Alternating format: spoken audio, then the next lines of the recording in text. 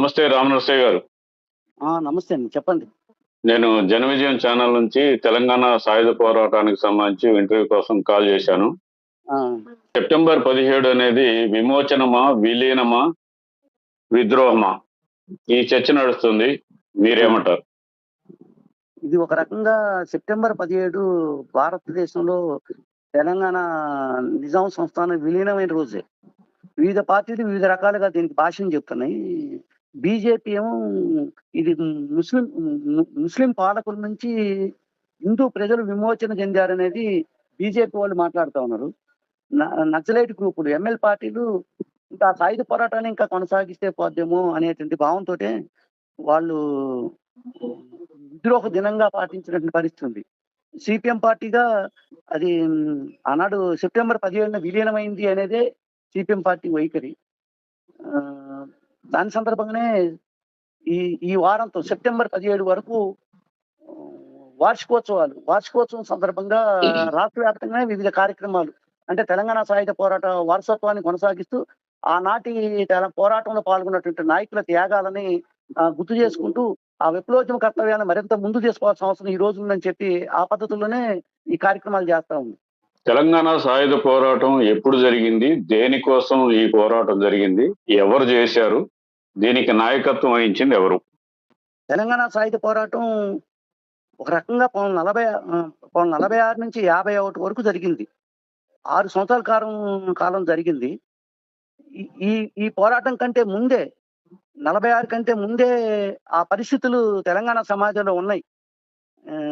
తెలంగాణ సమాజంలో ఆ పరిస్థితులు ఉన్న నేపథ్యంలోనే ఆ పోరాటానికి తీవ్రమైన స్థాయిలో, ఒక రకంగా చెప్పాలంటే భూమి కోసం, భుక్తి కోసం, విముక్తి కోసం, వెట్టి చాకిరీకి వ్యతిరేకంగా మట్టి మనుషులు సాగించినట్టు తిరుగుబాటు ఇది. సాధారణ ప్రజల్ని బందూకులు పట్టించిన పోరాటం అది. కమ్యూనిస్టుల నాయకత్వంలో జరిగింది ఆనాటి ఉమ్మడి కమ్యూనిస్ట్ పార్టీ. అంతకుముందు ఆంధ్ర మహాసభ పేరుతోటి ఉండేది. ఆంధ్ర మహాసభ పేరుతోటి ఉండేది. అది సాయుధ పోరాట రూపం తీసుకున్నాక పూర్తి స్థాయిలో కమ్యూనిస్ట్ పార్టీ నాయకత్వం, కమ్యూనిస్ట్ పార్టీ కార్యకర్తలు దీంట్లో పాల్గొన్నారు. లక్షలాది మంది ప్రజానీకాన్ని దీంట్లో భాగస్వామ్యం చేసి ఆనాటి నిజాం ఏదైతే దోపిడీకి, పీడనకి, అసమానతలకు, అరాచకత్వానికి చిరునామాగా ఉన్నటువంటి నిజాం సంస్థానాన్ని, నిజాం రాజును గద్దెదించాలని రజాకారులకు వ్యతిరేకంగా, రజాకారుల ఆగడాలకు వ్యతిరేకంగా జరిగిన పోరాటం ఇది. ఆనాటి నిజాం సంస్థానం పరిధి ఏంటి? ఎక్కడి వరకు? అంటే నిజాం సంస్థానం పరిధి అంటే మొత్తం ఆనాడు తెలంగాణ ప్రాంతంలో 8 జిల్లాలు, మరఠ్వాడ ప్రాంతంలో 5 జిల్లాలు, కర్ణాటక ప్రాంతంలో 3 జిల్లాలు, మొత్తం 16 జిల్లాలతో కూడినటువంటి 164 లక్షల జనాభా ఉంది. అంటే 1,64,00,000 జనాభా ఉన్నటువంటి ప్రాంతం ఇది. ఒక రకంగా చెప్పాలంటే ఈ ప్రాంతం అంతా కూడా నిజాం ఏలుబడిలో ఉండేది. ఇంకా చెప్పాలంటే ఒక రకంగా 42,000 చదరపు మైళ్ళ విస్తీర్ణం కలిగిన ప్రాంతం ఇది. అంటే ప్రపంచవ్యాప్తంగా చాలా దేశాలు, ఇప్పుడు చిన్న దేశాల కంటే ఎక్కువ విస్తీర్ణం కలిగిన భూభాగం కానీ జనాభా ఉన్నటువంటి ప్రాంతం ఆనాడు. మనం ఉదాహరణ చెప్పుకోవాలంటే ఉత్తర కొరియా, దక్షిణ కొరియా, తైవాన్, ఇవన్నీ చిన్న దేశాలు. తెలంగాణ సాయుధ పోరాటం ఎజెండా ఏమిటి?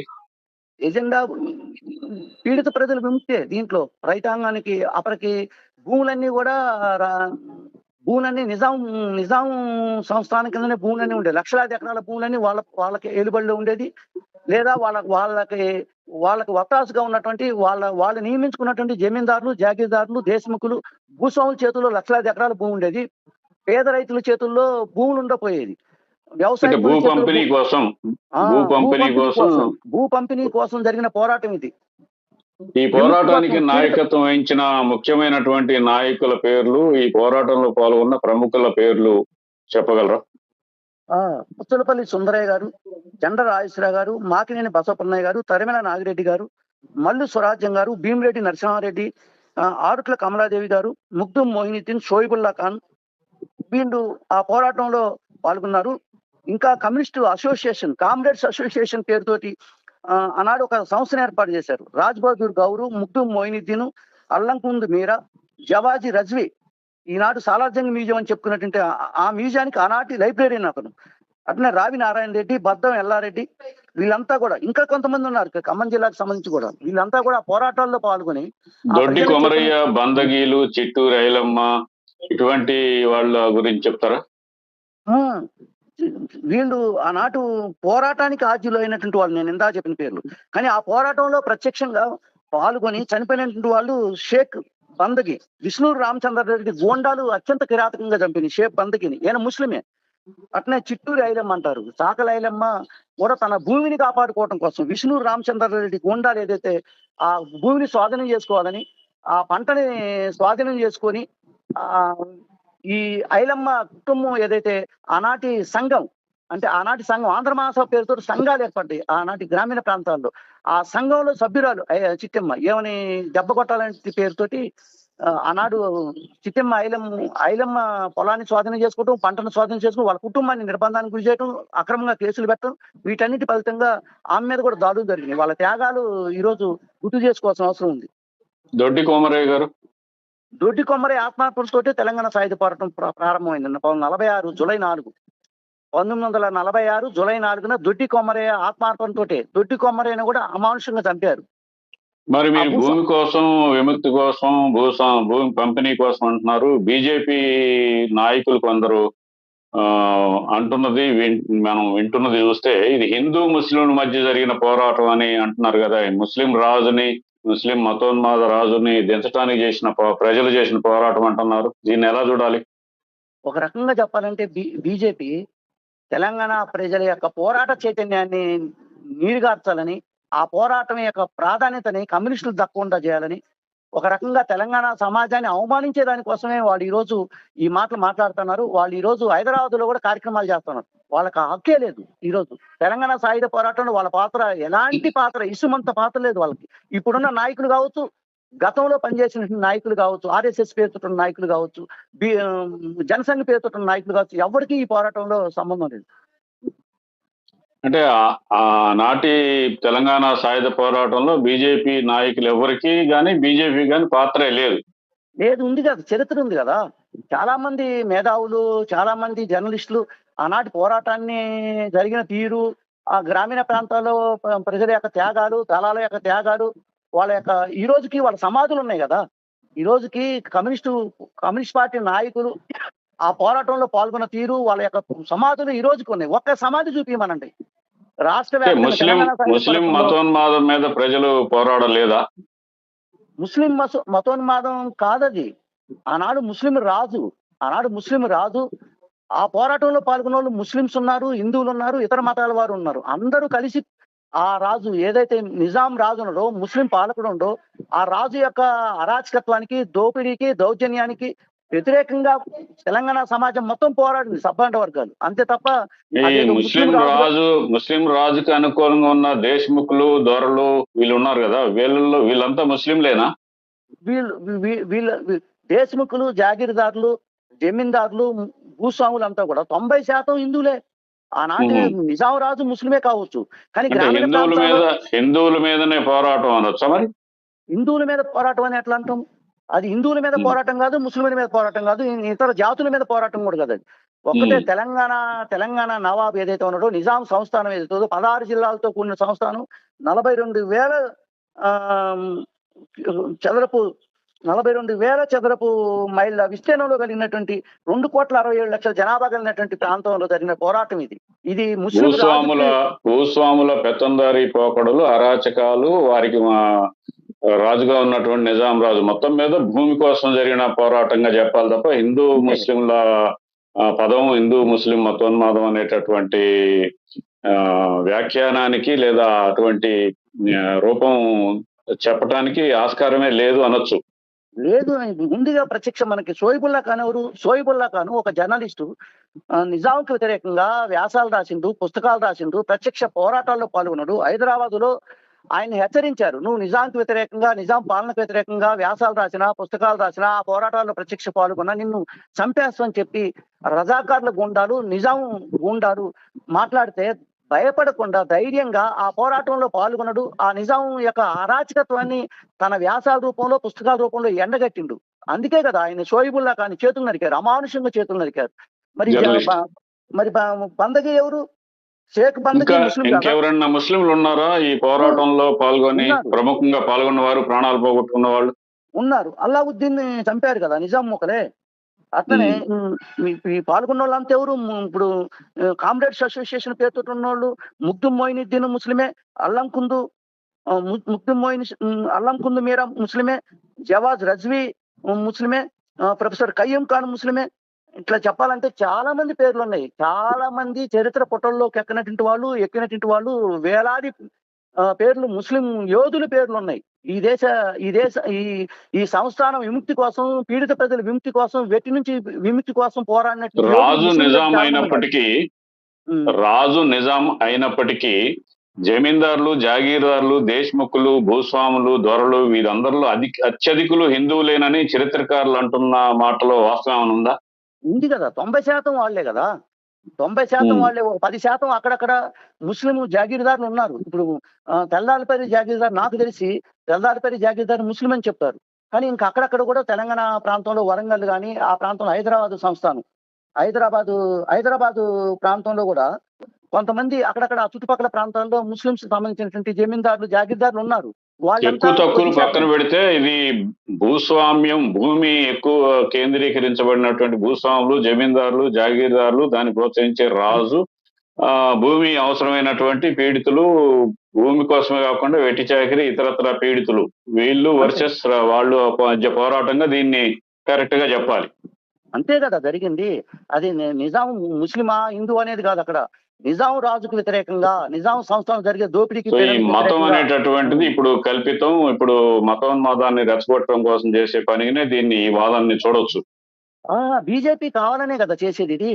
అసలు బీజేపీకి నిజంగా తెలంగాణ సాయుధ పోరాటం, తెలంగాణ రైతాంగ సాయుధ పోరాటం ఊసెత్తేటంటి కానీ ఆ మాట మాట్లాడే అర్హత లేదు బీజేపీకి. ఎందుకంటే ఇంకా చెప్పాలంటే ఈ దేశ స్వాతంత్రోద్యమంలో కూడా వాళ్ళ పాత్ర లేదు. 25లో ఆర్ఎస్ఎస్ ఏర్పడితే 47 దాకా ఎక్కడ దేశ స్వాతంత్ర పోరాటంలో వాళ్ళ పాత్ర లేదు, సంస్థానంలో వాళ్ళ పాత్ర లేదు, ప్రత్యేకించి నిజాం సంస్థానంలో కూడా వాళ్ళ పాత్ర లేదు. నిజాం లొంగుబాటు ఎప్పుడు జరిగింది? నిజాం లొంగుబాటు 1948 సెప్టెంబర్ 17న లొంగుబాటు జరిగింది.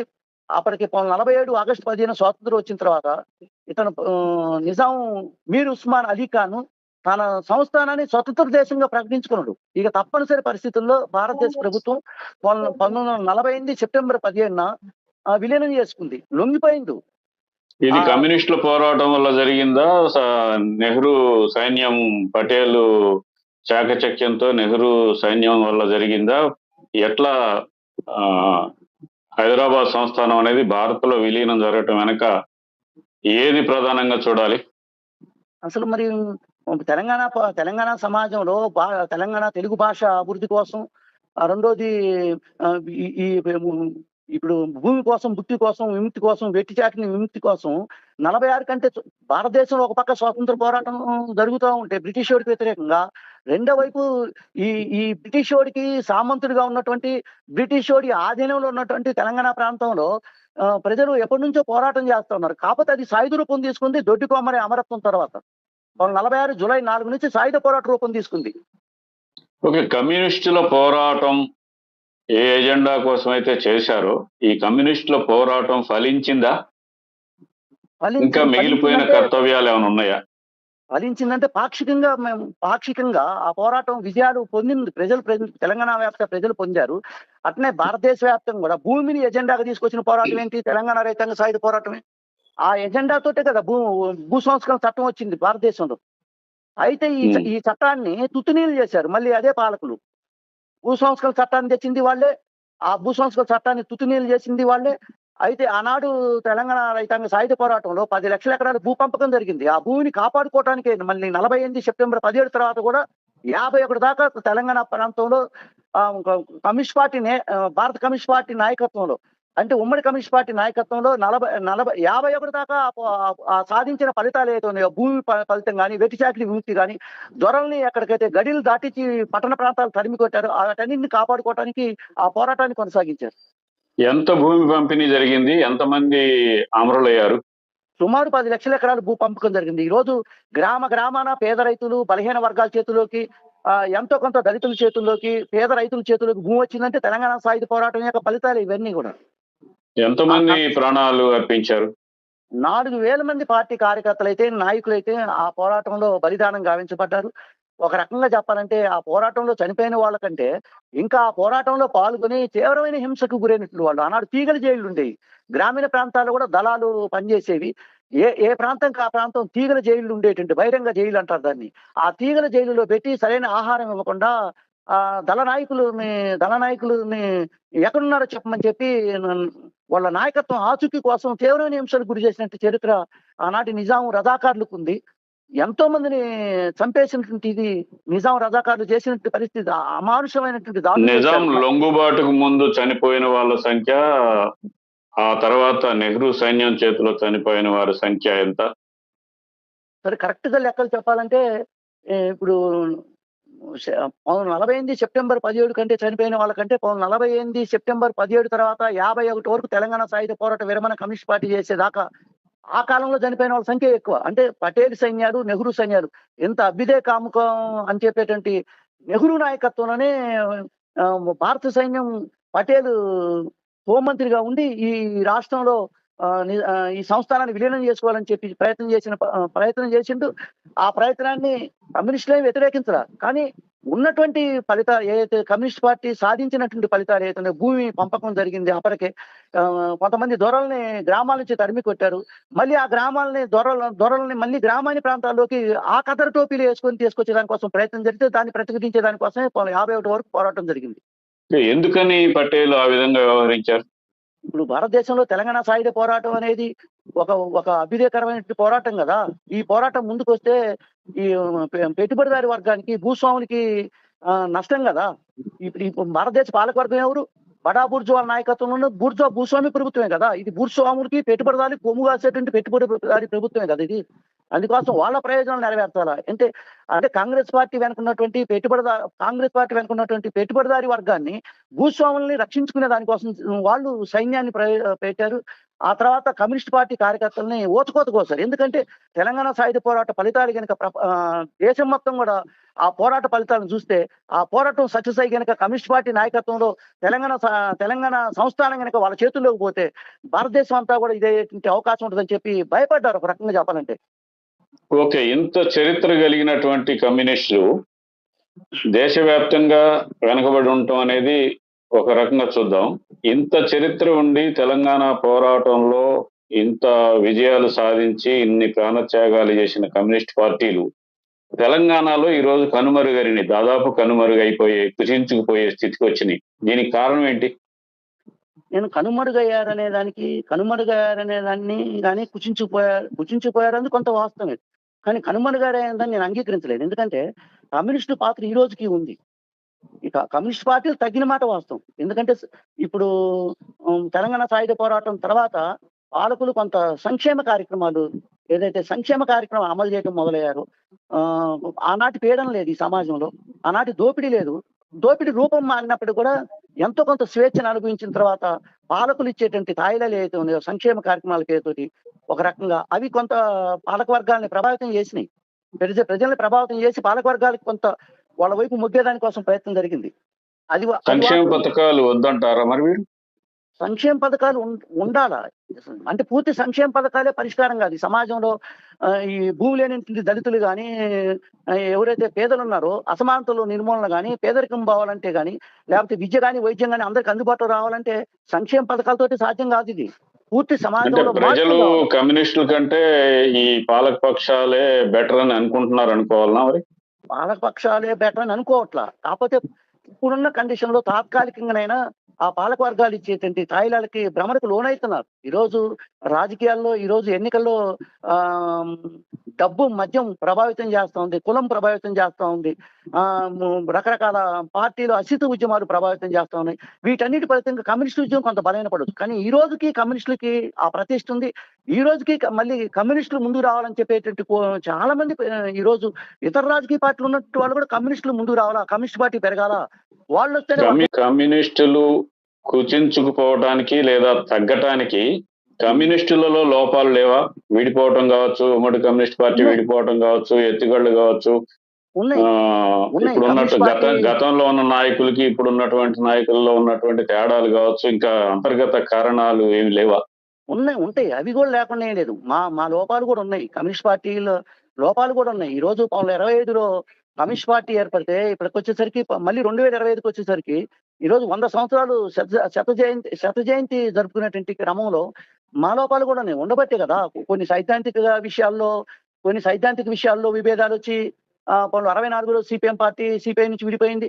మళ్ళీ 67, 69 ఆ ప్రాంతంలో ఎమ్మెల్యే గ్రూపులు ఏదైతే ఎమ్మెల్యే పార్టీలు ఉన్నాయో ఈరోజు సాయుధ పోరాటం ద్వారా ఈ దేశంలో విప్లవం తీసుకురావాలా అని చెప్పేసి నమ్మేటువంటి పార్టీలు అంటే వాళ్ళు చీలిపోయారు. ఆ తర్వాత వాళ్ళల్లో వాళ్ళకే విభేదాలు అవి నేను సైద్ధాంతిక విభేదాలు కూడా అన్నాను. వ్యక్తిగతంగా వచ్చినటువంటి విభేదాలు ఏవైతే ఉన్నాయో అవి పార్టీలో గ్రూపులుగా విడిపోయి చివరికి చీలికల పేరికలుగా ఈరోజు కమ్యూనిస్ట్ ఉద్యమం బలైనపడది. మళ్ళీ ఈ రోజు అభ్యుదయ కాముకులంతా ఈ రోజు కమ్యూనిస్టు ఉద్యమం బలపడాలా, సమాజ శ్రేయస్సును కోరుకున్నట్టు వాళ్ళంతా ఈ రోజు మళ్ళీ ఐక్యంగా కమ్యూనిస్ట్ పార్టీ ఒకటి కావాలా, ఈ దేశంలో ఐక్యంగా అయితే తప్ప ఈ బూర్జువా రాజకీయ పార్టీలకి మత శక్తులకు వ్యతిరేకంగా ఒక ప్రత్యామ్నాయం నిర్మించేటువంటి అవకాశం ఉండదని చెప్పి నమ్ముతా ఉన్నారు ప్రజలు. ఆ రకంగా భవిష్యత్తులో అభ్యుదయవాదులు ప్రజలు కోరుకుంటున్నారు. కమ్యూనిస్టులు ఈ చీలిపోయిన కమ్యూనిస్టులు రకరకాల కారణాలతో ఉన్న వాళ్ళు వీళ్ళు కోరుకుంటున్నారా ఐక్యం కావాలని? మీరు ఒకటే గుర్తుపెట్టుకోండి, ఏ ఉద్యమాన్నైనా ప్రజలే నడిపిస్తారు. ఇప్పుడున్న కమ్యూనిస్ట్ పార్టీలను కూడా ఐక్యం చేసే పని కూడా ప్రజలే తీసుకుంటారు. ఎందుకంటే ప్రజా ఉద్యమాల ద్వారానే మళ్ళీ ఐక్యం అవుతారు. మీరు సిపిఎం గా కమ్యూనిస్ట్ పార్టీలు అన్ని ఏకం కావాలని మీరు సిపిఎం గా కోరుకుంటున్నారా?